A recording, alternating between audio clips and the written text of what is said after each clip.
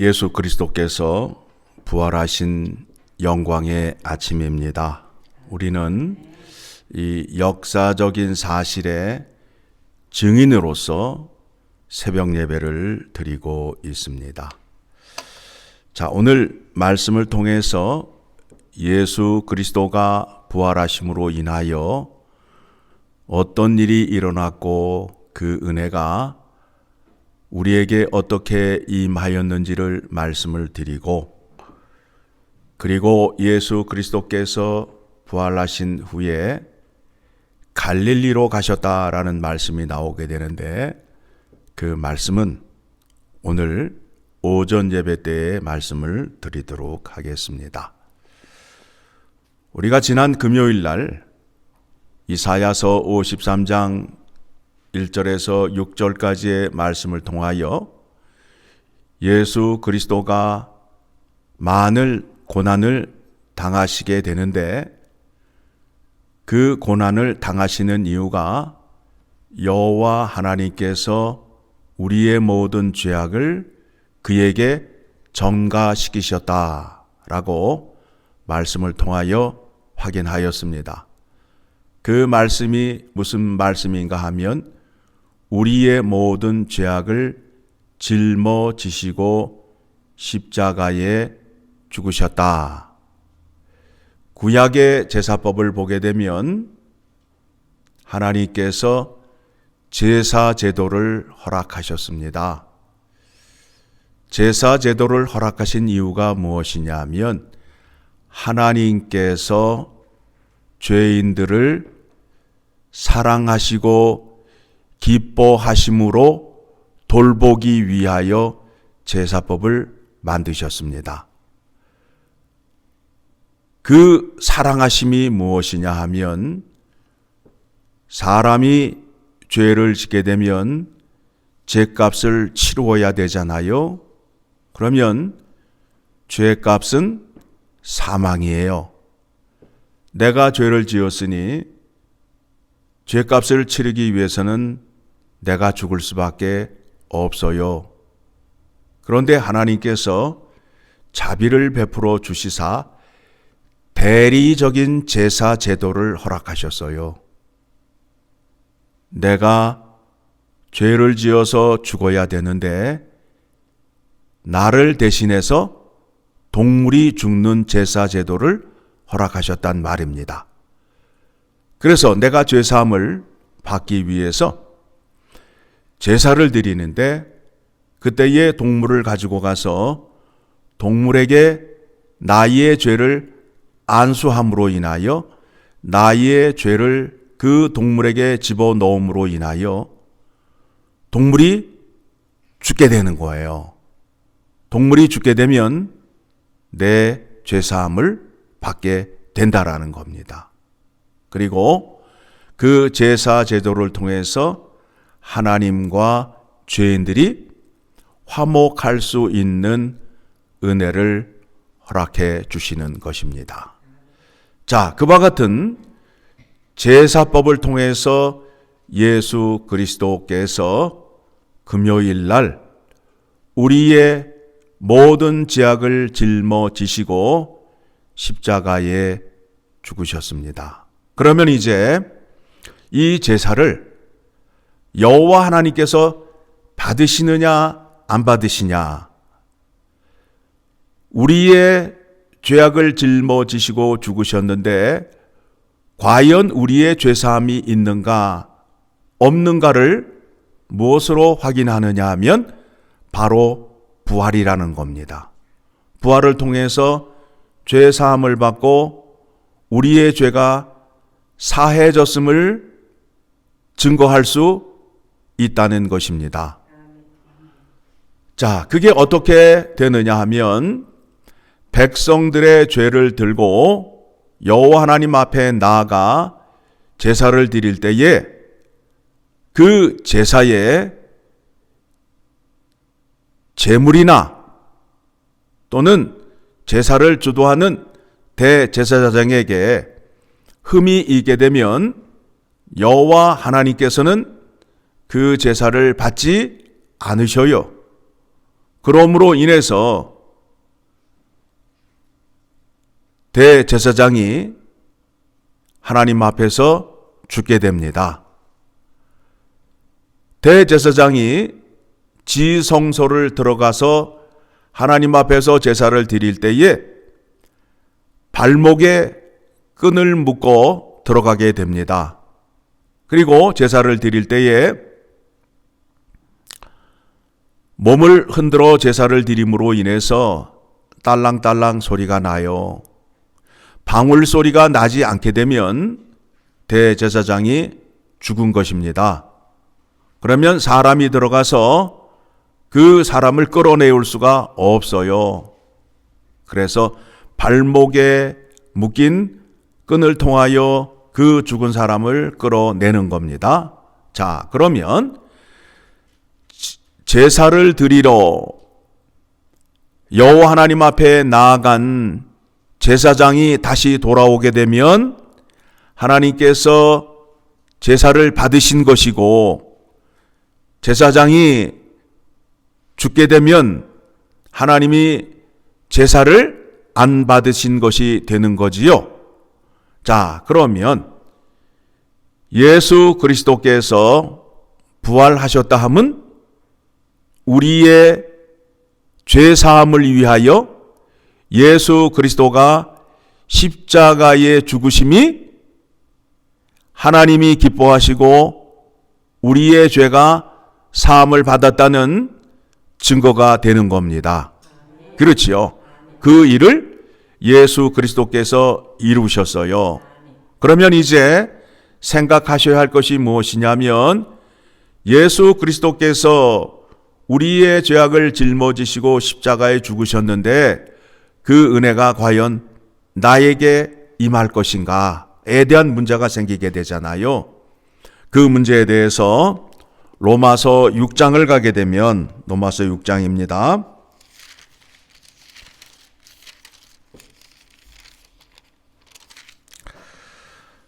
3절입니다. 로마서 6장 3절 같이 읽습니다. 시작. 무릇 그리스도 예수와 합하여 세례를 받은 우리는 그의 죽으심과 합하여 세례를 받은 줄을 알지 못하느냐.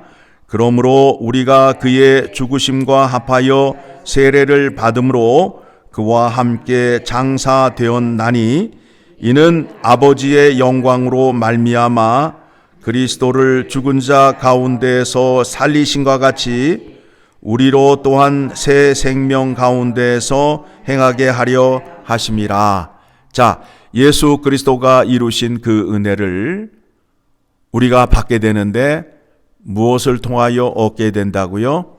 세례를 통해서. 그러니까 세례라는 것은 우리가 예식으로 나는 이제 그리스도인이 되었습니다라는 그 공포를 하는 예식입니다. 그런데 세례를 하기 전에 이미 우리 안에 예수 그리스도가 들어와 계심으로 인하여 신앙 고백을 한 후에 세례 예식을 하게 되는 겁니다. 그러면 세례라는 것은 무엇이냐면 예수 그리스도와 연합이 되는 겁니다. 예수 그리스도와 연합이 되는 거예요. 그래서 예수 그리스도의 이름으로 구원을 받았다 함은 내가 예수 그리스도 안에 들어감으로 이제 예수 그리스도께서 이루신 그 은혜가 내 것이 되는 믿음이 되는 거란 말입니다. 그래서 이제 우리는 세례를 받음으로 인하여 예수 그리스도와 연합한 자가 되어서 예수 그리스도가 십자가의 죽으심의 은혜가 내 것이 되었고 부활하심의 은혜가 내 것이 되었습니다. 그러므로 인해서 이제 우리는 더 이상 죄인이 아니고 의인이 되어서 하나님 말씀대로 살 수 있는 자가 되었습니다. 그렇죠? 그래서 예수 그리스도의 죽음과 부활의 은혜는 무엇이냐 하면, 예수 그리스도께서 죽으실 때에 세상의 모든 죄악을 짊어지시고 죽으셨잖아요. 그러니까 이미 세상의 모든 죄악은 우리와 상관이 없는 자가 되었어요. 그래서 죄를 거부할 수 있는 자가 되었고 죄를 싫어하는 자가 되었고 죄를 더럽게 여기는 자가 되었단 말입니다. 여러분, 요즘 세상을 보게 되면 뻔뻔스럽게 거짓말하는 사람 보잖아요. 거짓말이 들통이 났는데도 전혀 부끄러움도 모르고 아임소리도 못하는 사람이 있잖아요. 여러분, 그 사람을 어떻게 생각하세요? 참 불쌍하지 않아요? 또한 죄의 무서움이에요. 죄가 그렇게 무서운 거예요. 다 드러났는데도, 다 밝혀져 있는데도 결코 시인하지 않아요. 그리고 미안하다는 말을 하지 않아요. 그게 죄의 무서움이에요. 그게 죄의 무서움이에요. 우리가 예수 그리스도의 이름으로 구원을 받았다 함은, 죄 사함을 받았다 함은 이제 더 이상 죄와 나는 상관이 없는 자예요.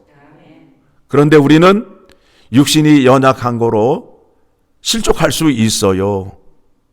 그러면 죄를 범하게 되면 우리는 즉시 예수 그리스도 앞에 나와 우리의 죄를 회개할 수 있는 정직한 자, 용기 있는 자가 되는 것입니다.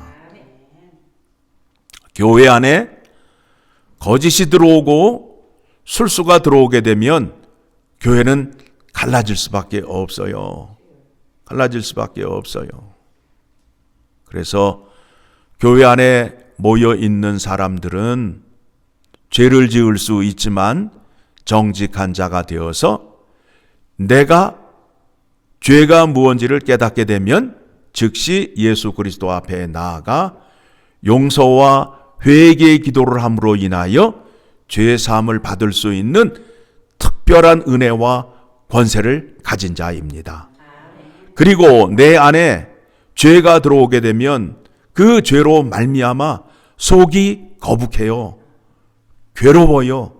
그래서 그 죄를 토해낼 수밖에 없어요. 내가 죄를 짓게 되면 내 안에 예수 그리스도가 계시게 되면 예수 그리스도가 거짓말과 수수를 좋아하시겠죠? 아니죠. 그러니까 그게 내 안에 있게 되면 괴로운 거예요. 여러분, 상한 음식을 먹게 되면 속이 어떻게 돼요? 거북하잖아요. 결국에는 어떻게 되죠? 토해내잖아요. 그렇듯이 내 안에 상한 마음이 있게 되면 토설을 할 수밖에 없어요. 그 토설이 뭐예요? 주님 앞에 나와 회개의 기도를 하는 거예요. 그와 같은 은혜를 받은 자가 되는 겁니다.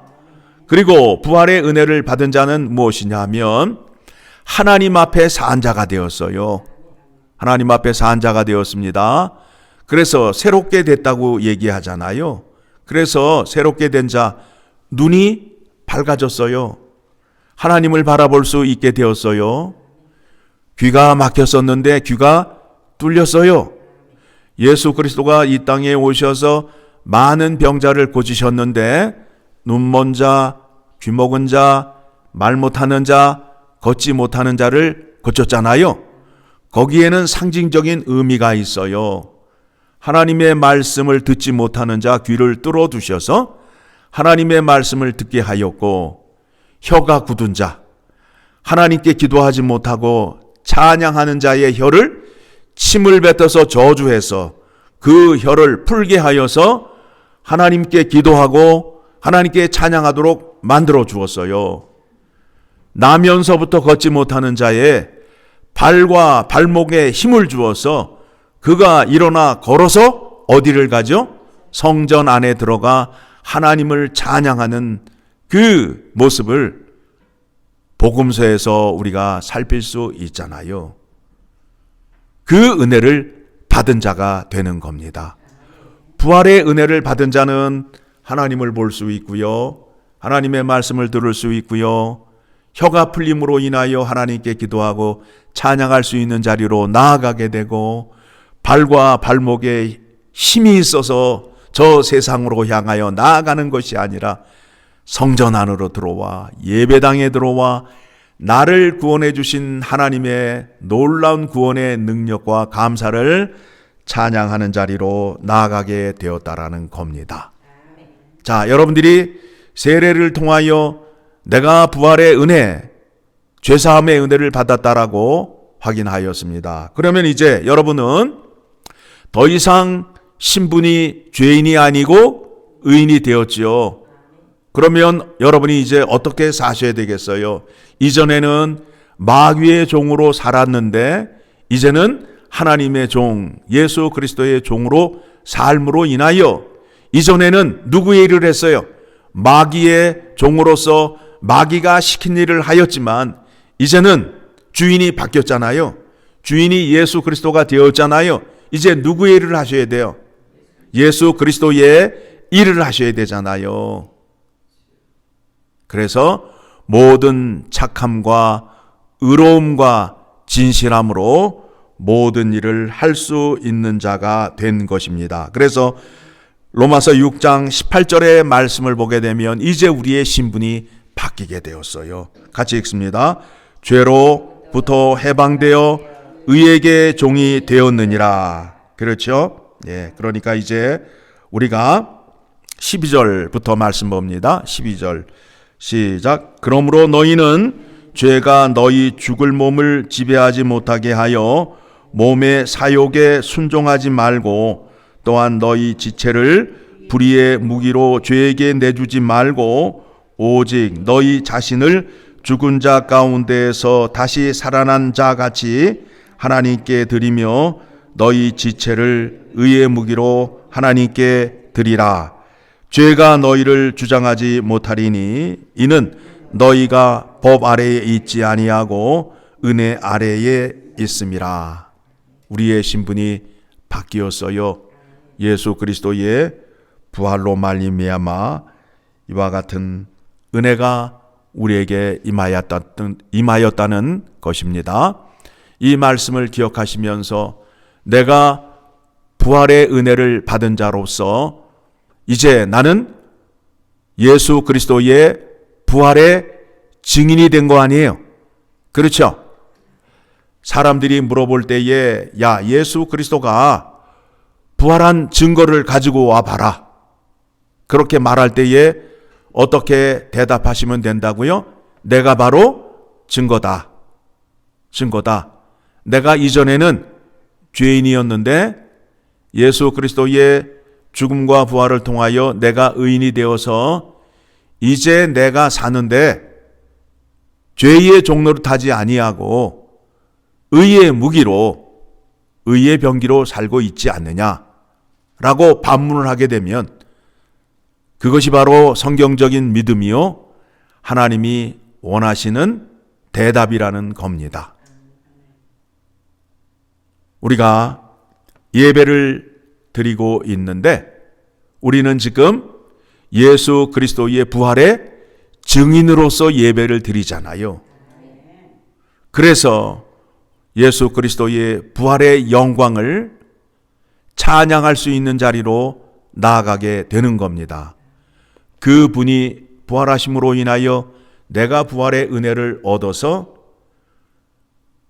그 은혜를 받은 자로서 능력과 은혜의 감사와 영광을 드리기 위하여 이 아침 나와서 예배를 드리는 거 아닙니까?